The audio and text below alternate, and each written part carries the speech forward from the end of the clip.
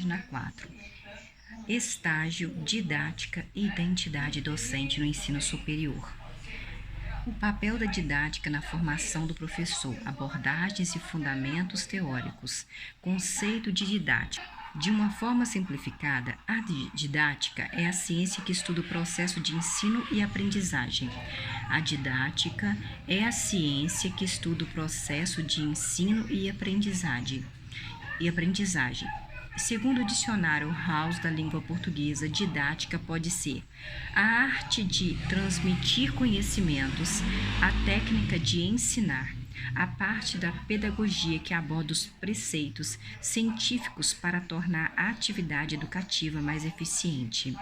Como se pode observar, a didática, ela é a ciência responsável pelo processo de ensino e aprendizagem interligada à pedagogia. Para entender a complexidade dessas áreas de estudo, cabe lembrar que a pedagogia e a didática trabalham de modo interdisciplinar ou transdisciplinar com outras ciências, tais como a história, a psicologia, a sociologia, a filosofia, dentre outras.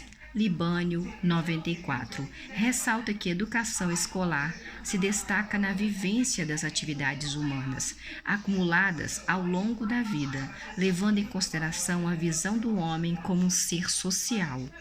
Desse modo, a didática garante o fazer pedagógico no processo educativo em suas diversas dimensões. Cabe destacar que o objeto de estudo da didática ele é muito amplo e, conforme os variados autores que apresentam diferentes demarcações acerca dela, Maceto 96, por exemplo, ensina que a didática é o estudo do processo ensino-aprendizagem em sala de aula e de seus resultados, e que surge quando os adultos começam a intervir na atividade de aprendizagem das crianças e dos jovens, por meio da direção deliberada e planejada do ensino. Diante do exposto, é possível ver como jovens e crianças adentram o espaço escolar e processam conhecimento e processam informação, refletindo sobre como os docentes se relacionam nesse ambiente, observando seu modo de agir perante os discentes e também o impacto dessa relação afetiva sobre a interação com os alunos. O conceito de didática pode ser adotado e desenvolvido. O estudo do processo de ensino e aprendizagem com o objetivo de propor o trabalho com práticas que incentivem a produção em vez da reprodução. O estudo do processo de ensino e aprendizagem com o objetivo de propor o trabalho com práticas que incentivem a produção e não a reprodução. A divergência é muito mais do que a convergência. A crítica em lugar da aceitação. A dúvida no lugar das certezas cristalizadas. O erro provisório é em detrimento do acerto fácil. Vale destacar que o objetivo de qualquer profissional deve ser o de se tornar cada vez mais competente em sua atuação. Portanto, a melhoria da atuação docente passa pela análise que cada um faz de sua própria prática e dos eventuais contrastes que podem ser observados, comparando-se com as outras práticas. Hoje se considera falsa a ideia de que um bom professor é aquele que dispõe de comunicabilidade fluente e de sólidos conhecimentos relacionados à disciplina que leciona. Os estudantes, principalmente os universitários, esperam que seus professores sejam muito mais do que meros transmissores de conhecimento ou solucionadores de dúvidas. Repassar a formação do profissional no ensino superior passou a ser uma necessidade, pois até bem pouco tempo o ensino superior ocupava-se mais com a formação de pesquisadores do que com a de docentes, subentendendo-se que excelência em pesquisa seria diretamente proporcional à competência do professor. Em outras palavras, quanto melhor pesquisador o professor, mais competente o professor seria. Página 6. A evolução didática. Comênio. No século XVII, João Amós Comênio nasceu em 1592 e faleceu em 1670. O educador tcheco Comênio escreveu a primeira obra clássica sobre didática, intitulada Didactica Magna. Sua obra, de caráter revolucionário e pautada por ideias religiosas, já que foi escrita no contexto da Reforma Protestante, desenvolvia o que se acreditava ser um método único para ensinar tudo a todos. Comênio, ao escrever o seu livro, educador tcheco Comênio, escreveu a sua primeira obra intitulada Didactica Magna. Ao escrever a Didactica Magna, refletiu na obra as preocupações do educador em uma Europa dividida pelas lutas religiosas e em processo de transformação ante a ascensão na vida social da burguesia comerciante e o avanço das ciências.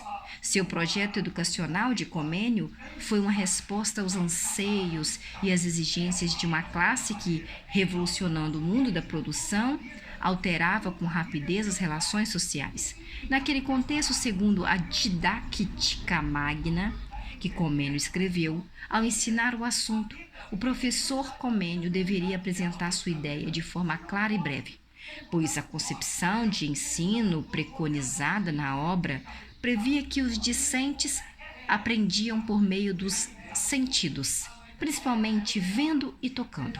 Era necessário, inclusive, mostrar a utilidade específica do conhecimento, transmitindo a sua aplicação no dia a dia. As ideias de Comênio eram centradas na explicação do todo para as partes, sendo que, primeiro, o docente apresentava os tópicos gerais da disciplina e, posteriormente, depois, os detalhes.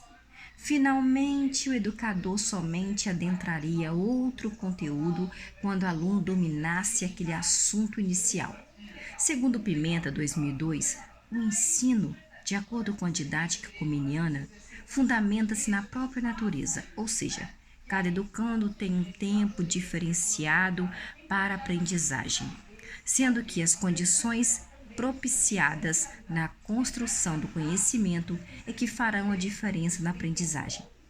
Incompreendido em sua época, Comênio teve influência considerável no desenvolvimento de métodos de instrução mais rápidos e eficientes. O seu desejo era de que todos pudessem usufruir dos benefícios do conhecimento.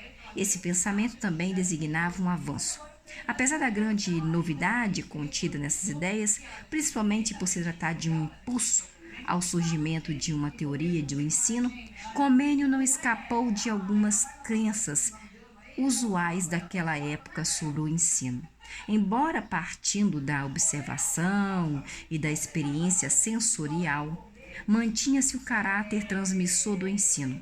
Apesar de ter procurado adaptar o ensino às fases do desenvolvimento infantil, mantinha-se o método único e o ensino simultâneo a todos. Além disso, a sua ideia de que a única via de acesso dos conhecimentos é a experiência sensorial com as coisas não foi suficiente.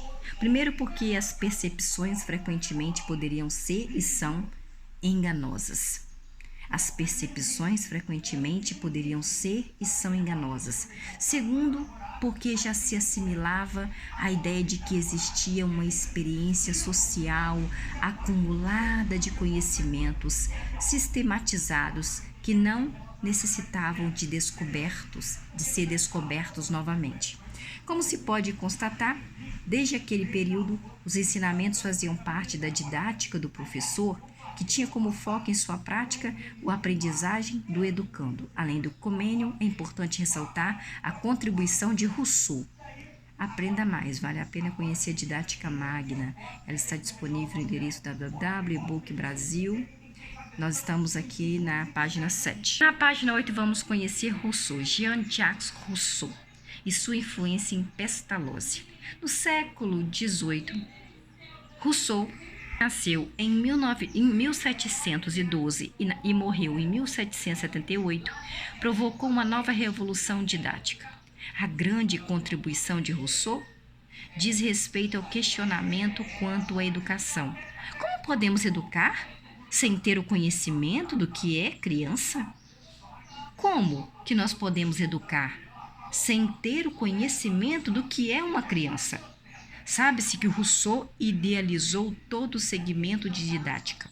Criou os princípios pedagógicos, porém não colocou suas ideias em prática. O teórico Rousseau, que aplicou a teoria, não, o teórico, aquele que aplicou mesmo a teoria, foi Pestalozzi, que nasceu em 1746 e morreu em 1827. Toda a inserção pedagógica desse estudioso Pestalozzi é influenciada pela concepção naturalista de Rousseau. Quer dizer, Rousseau pensou, questionou, não colocou em prática, mas Pestalozzi colocou em prática. Pestalozzi solidificou a ideia da educação como instrumento de regeneração social. Para Pestalozzi, a educação do homem era resultado puramente moral, sendo que o educador funcionava como uma barreira para que influências desagradáveis não interferissem no desenvolvimento natural do educando. Pestalozzi atribuía grande importância ao método intuitivo de intuição, levando os alunos a desenvolver o senso de observação, de análise dos objetos e fenômenos da natureza e a capacidade da linguagem por meio da qual se expressa em palavras o resultado das observações. A educação intelectual consistia desses parâmetros. Pestalozzi também atribui importância fundamental à psicologia da criança como fonte do desenvolvimento do ensino. O estudioso Pestalozzi considerava que todas as pessoas nascidas eram boas e que o caráter era formado com base no ambiente em que se dava o seu desenvolvimento. Então, Pestalozzi achava que a criança, ela nascia boa, mas ela poderia se transformar boa em ruim dependendo do ambiente que ela era formada. Qual ambiente? Pai, mãe, qual ambiente? Aonde ela estava, onde ela crescia, as pessoas que estavam em volta dela, o ambiente. Pestalozzi, ele considerava que todas as pessoas nascidas eram boas e que o caráter era formado com base no ambiente em que se dava o desenvolvimento daquela criança, defendendo a possibilidade de a sociedade se transformar por meio da educação, de modo que o educando, que é Pestalozzi, obtivesse um desenvolvimento pleno.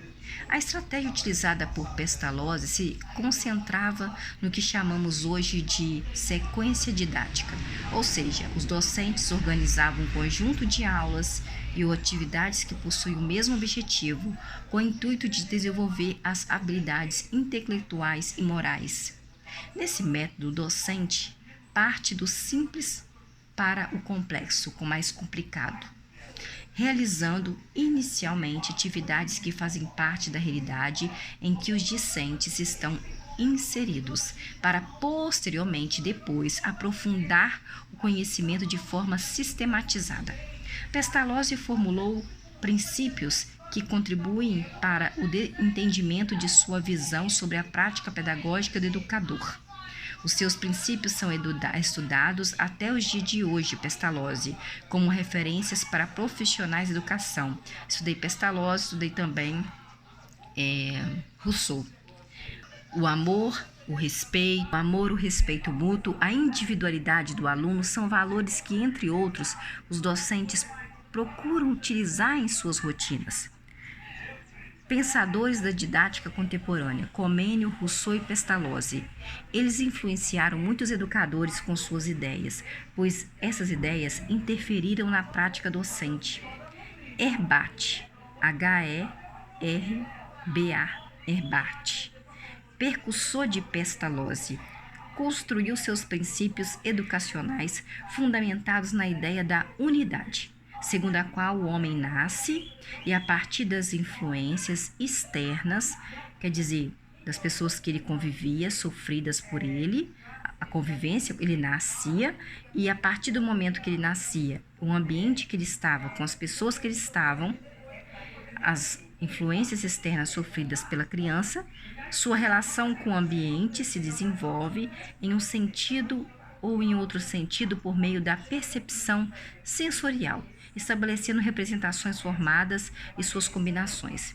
Esse educador, o Herbart, considera que a educação ela é responsável pela formação das representações e que a função da escola é a de ajudar o aluno a desenvolver e a integrar essas representações mentais. Ebart aplicou um método instrucional detalhado em passos que deviam ser seguidos, conduzidos da seguinte maneira. Página 9. Preparação, apresentação, sistematização e aplicação. São 4. Preparação, apresentação, sistematização e aplicação. Com essa proposta, Ebart reforçou a instrução como metodologia de ensino aplicada ao processo educativo. Comênio, Rousseau, Pestalozzi e Herbert e outros educadores da época difundiram ideias, demarcando concepções pedagógicas que hoje são conhecidas como não críticas, pedagogia tradicional e pedagogia renovada. Deven nasceu em 1859 e morreu em 1952, e seus seguidores reagiram às ideias herbartianas de Ebert, de educação pela instrução, advogando a educação pela ação. Para esse educador, Deven, a atividade escolar deveria o centro na experiência e na reconstrução da experiência. O currículo não deveria se basear nas matérias de estudo convencionais, que expressam a lógica adulta, mas em atividades da vida presente, que são as requeridas para viver em sociedade. Deven revolucionou a didática ao criar um método de projeto em que o aluno é o centro da ação na escola e não o professor que é o centro da ação na escola.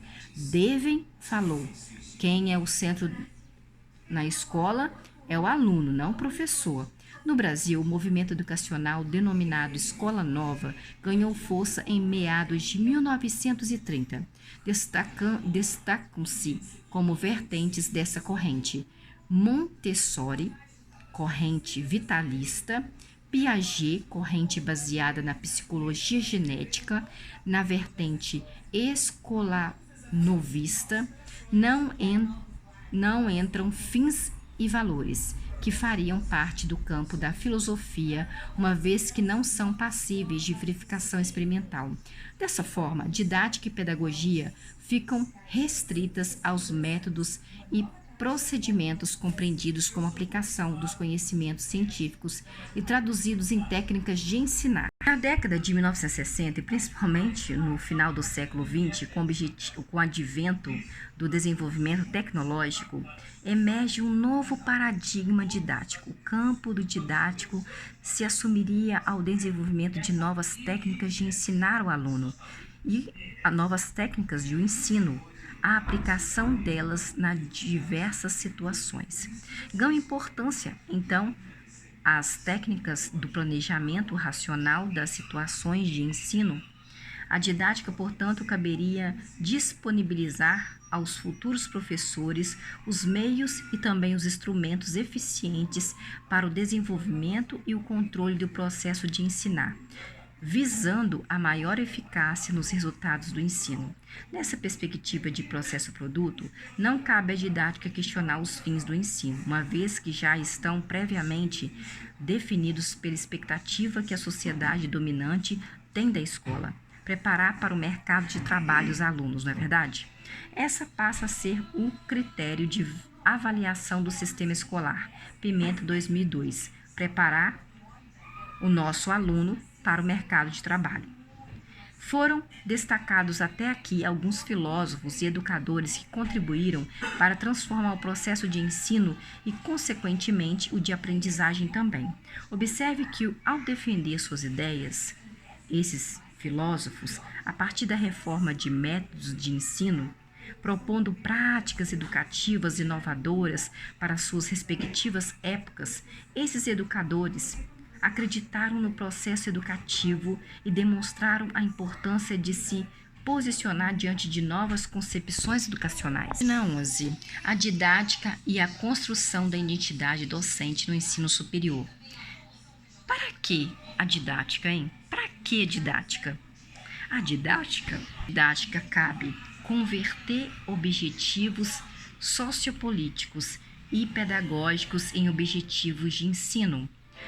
A didática cabe selecionar conteúdos e selecionar métodos em função dos objetivos de ensino, estabelecer os vínculos entre ensino e aprendizagem, tendo em vista o desenvolvimento das capacidades dos alunos. A didática cabe converter objetivos sociopolíticos e pedagógicos em objetivos de ensino. A didática cabe selecionar conteúdos e métodos em função dos objetivos de ensino. A didática cabe estabelecer os vínculos entre ensino e aprendizagem, tendo em vista o desenvolvimento das capacidades dos alunos. Fonte: Belloni, 2009. A docência do ensino superior possui características que instigam a ânsia em pesquisar algumas questões singulares, como a construção da identidade do professor que atua no nível superior, nas diferentes áreas dos professores, como formação inicial em bacharelado. São preparados na academia para atuarem no mercado de trabalho como detentores de conhecimentos específicos que são utilizados em seus locais de trabalho.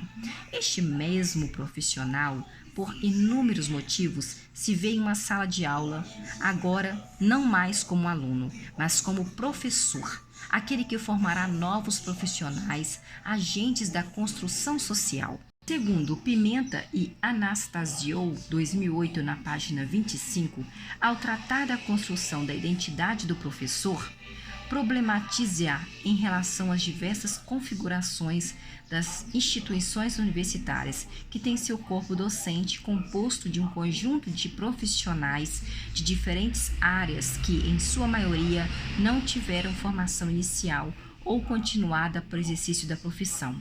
Pimenta e Anastasio, 2008, admitem a necessidade de que as instituições de ensino de nível superior desenvolverem programas de preparação de seus professores para o exercício da docência. Preparo este que os ponha a par da problemática do ensinar e formar. O professor universitário aprende a sê-lo mediante um processo de socialização em parte intuitiva, de intuição, autodidática ou seguindo a rotina dos outros. Isso se explica pela inexistência de uma formação específica como professor universitário. Nesse processo, ressalta-se a importância de sua própria experiência como aluno, o modelo de ensino universitário que vivenciou e as reações de seus alunos em sala de aula. Embora haja certo consenso de que a docência no ensino superior não requer formação pedagógica, a preocupação com a qualidade do ensino superior aponta para a importância da preparação no campo pedagógico. Pimenta, Anastasio, 2008. Com o avanço das descobertas tecnológicas, a educação e a tecnologia estão atuando cada vez mais unidas, a fim de diminuir as distâncias e flexibilizar a forma de ensinar ao aluno que busca qualificação, mas que por diversos motivos não consegue se adaptar a uma rotina exigida pela educação presencial. Essas novas ferramentas de ensino e aprendizagem exigem deste professor, em formação constante, a atualização e domínio dos sistemas de informação que permitem que a educação à distância AD aconteça. Educação à distância, a interação com o professor é indireta e tem de ser mediatizada por uma combinação dos mais adequados suportes técnicos de comunicação, o que torna esta modalidade de educação bem mais dependente da mediação que a educação convencional, de onde decorre a grande importância dos meios tecnológicos. Belloni, 2009, na página 54, nós estamos na página 12, tá? Os professores atuantes nas instituições de ensino superior, IES, em sua maioria, tiveram formação na modalidade presencial e por muitas vezes desconhecem a forma de ensino e aprendizagem que a EAD utiliza, Como o professor é moldado a partir de suas experiências, a falta de contato com esta nova forma EAD de ensino o deixa o professor inseguro e desacreditado quanto aos métodos utilizados. A construção de identidade do professor envolve uma gama de conhecimentos específicos e pedagógicos, contextualizado histórico, sócio e culturalmente. As situações que o professor vivencia em sala de aula o ensina na prática como se portar e responder aos processos e reações que a relação aluno, professor, instituição de ensino causam no cotidiano. Suas ações e decisões são baseadas nas experiências que viveu como aluno e seus professores, os quais ele enxerga como exemplo de atuação. Página 13. Aponta-se a importância de pesquisas e de estudos voltados para trajetórias de vida dos professores, contemplando o modo como os professores articulam o pessoal, sua vida pessoal e o seu profissional e, consequentemente, como vão se transformando ao longo do tempo, contribuindo assim para o conhecimento de ser professor. O professor é um ser único, entretecido pela trajetória pessoal e profissional, pressupondo que o mesmo professor é uma pessoa que se constrói nas relações que estabelece com os outros, que lhe são significativos, com a história social que permeia e com sua própria trajetória. O tema do professor universitário, no contexto de suas trajetórias, enfatiza sua condição de sujeito e como um dos atores do processo educativo superior. Compreende-se que a trajetória de construção desse professor dá-se pela dinâmica de acontecimentos contextualizado no percurso pessoal e profissional desse professor. Morosini, 2001. Na 13, hein? De forma esclarecedora, Pimenta e Anastasio, 2008, expõe que a área da pedagogia que tem por objetivo de estudo o ensino é a didática. Pimenta e Anastasio, 2008, expõe que a área da pedagogia que tem por objetivo de estudo o ensino é a didática. A didática, então, caberia dispor os futuros professores os meios e os instrumentos eficientes para o desenvolvimento e o controle do processo de ensinar, visando a maior eficácia nos resultados de ensino. Entretanto, no caso da docência universitária, essa expectativa de se resumir a preparação do docente universitário a uma disciplina pedagógica e a didática capaz de apresentar receitas a situações de ensino é um mito, visando a maior eficácia nos resultados de ensino. Entretanto, no caso da docência universitária, essa expectativa de se resumir a preparação do docente universitário a uma disciplina pedagógica e a didática capaz de apresentar receitas a situações de ensino é um mito, não tem receitas. O ensino fenômeno complexo. Enquanto prática social realizada por seres humanos com seres humanos, é modificado pela ação em relação desses sujeitos, que são, por sua vez, modificados nesse processo. Então, ao perceber o fenômeno do ensino como uma situação em movimento e diversa conforme os sujeitos, os lugares e os contextos onde ocorre, não é possível criar regras, nem técnicas e modos únicos de operá-lo. Apesar das diferenças na forma como o ensino superior opera, é regulado e financiado em todo o mundo. Há uma série de tendências e desafios globais que merecem atenção.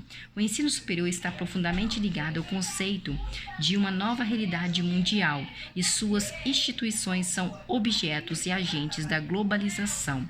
É urgente a educação superior se reinventar, assim como seus professores devem se reinventar, de forma a oferecer serviço de qualidade a seus estudantes e obter mais investimentos. A demanda por ensino superior de qualidade é grande e é crescente, impulsionada por fatores demográficos e também sociais. A população jovem se interessa pelo ensino superior como acesso a atividades profissionais bem remuneradas. Colombo et al. 2011. Estamos na página 14. A educação superior tem por finalidade formar profissionais educacionais nas diferentes áreas do saber, promovendo a divulgação de conhecimentos culturais, científicos e técnicos e comunicando-os por meio do ensino. Objetiva utilizar a criação cultural e científica, incentivando o trabalho de pesquisa e promovendo a extensão, e visa divulgar à população as criações culturais, científicas e tecnológicas geradas nas instituições Libânio, AT 2011. O professor, ele é um agente de construção social. Seus alunos buscam, através de seu conhecimento técnico e experiências vividas no mercado de trabalho, uma união entre o conhecimento adquirido na sala de aula e o momento de atuação, algo que lhes parece um caminho muito longo a ser percorrido. Essa troca de experiência gerada entre o aluno e o professor enriquece o processo de formação do professor e enriquece também a do aluno, que com a troca de conhecimento se transformam o mundo onde vivem, sua visão, a vida deles.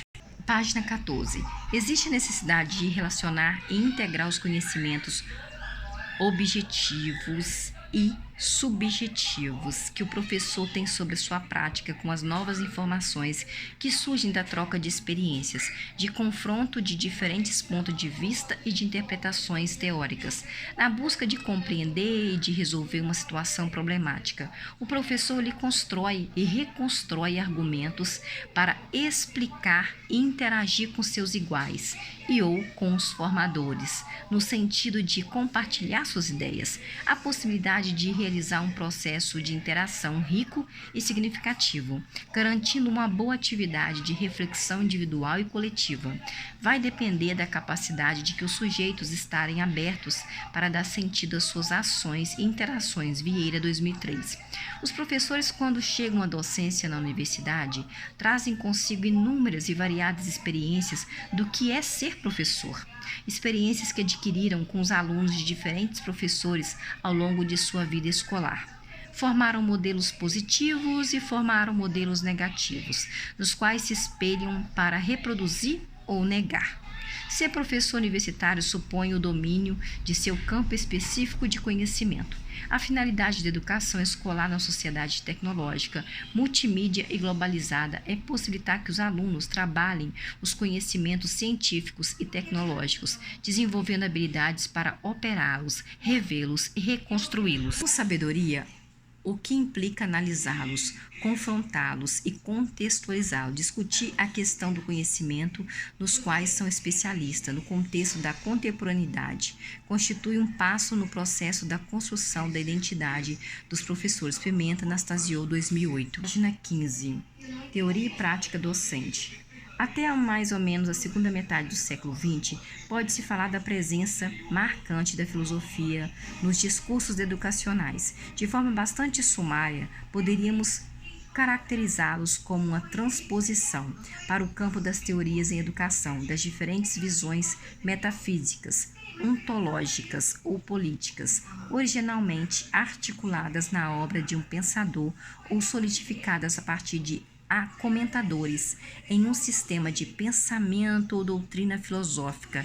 Falamos, por exemplo, de uma concepção de educação em Platão ou em Rousseau, porque neles é possível encontrar um conjunto articulado de reflexões sobre as ideias que devem regir os processos educativos, ainda que sempre subordinados às respectivas teorias políticas ou perspectivas acerca da natureza humana, da vida em sociedade, dos fundamentos da ética ou do conhecimento. Esse gênero de discurso inspirou uma série de teorias de educação voltadas para a formação de professores. Nelas, procurou-se transpor e adaptar uma rede conceitual originalmente vinculada às grandes questões políticas, epistemológicas e éticas para o âmbito das preocupações teóricas e práticas da educação escolar. Tais tentativas, mais ou menos fiéis aos pensadores que as inspiraram, buscaram derivar de grandes sistemas filosóficos e conceituais algumas medidas práticas como abordagem de ensino ou mesmo perspectiva de políticas educacionais. 16. Desse modo, forjar um modelo influente de discurso pedagógico, vinculando o estabelecimento de objetivos e procedimentos de ação educativa a uma determinada visão de homem, valores e sociedade. Em geral, os vínculos teóricos entre concepção filosóficas e um modelo específico de discurso pedagógico foram forjados por comentadores, pedagogos e teóricos da educação, ainda que em alguns casos importantes, como em John Dewey, 1859-1952, e Immanuel Kant, 1724-1804, por exemplo, os próprios filósofos tenham se encarregado desse tipo de articulação. Nessa modalidade de discurso educacional ainda presente, embora em declínio, postula-se que há uma determinada concepção de homem, sociedade, conhecimento, deveria corresponder uma concepção de escola, aluno, avaliação, dentre outras coisas. Em síntese, a cada grande sistema ou teoria sobre o homem corresponderia a uma determinada visão de educação, deduzida desse campo conceitual e de seus ideais éticos, políticos e epistemológicos. A respeito das enormes divergências teórico-conceituais, as diversas correntes que integram essa modalidade de discurso dividem o mesmo pressuposto, que é possível, a partir de concepções fundamentais de uma visão filosófica de homem, de sociedade e também de ética, derivar ou mesmo deduzir uma concepção precisa de educação e dela partir para doutrinas operativas e sugestões de práticas pedagógicas. A aceitação de tal pressuposto, contudo, exige cautelas. O argumento que parece sustentá-lo é o de que visões dispares desses aspectos engendram concepções e práticas educativas igualmente dispares. Assim, uma visão cristã de mundo, por exemplo, teria implicações educacionais radicalmente diferentes daquelas fundamentadas numa visão materialista. Poderíamos, então, inferir que, enquanto no primeiro caso a instrução religiosa pode ser vista como elemento fundamental da formação ética, no segundo, essa ideia pode soar como estratégia de difusão de uma ideologia. Ora, é inegável que certas concepções éticas, políticas ou epistemológicas, na medida em que apresentam um quadro do que é considerado importante e significativo na realidade em seu conhecimento e na conduta humana, têm influência sobre, por exemplo, uma política curricular ou até sobre a aceitação ou rejeição de certas práticas pedagógicas. Mas, em geral, o que se postula é que haveria bem mais do que alguma relação entre essas diferentes visões filosóficas e as concepções e práticas educacionais.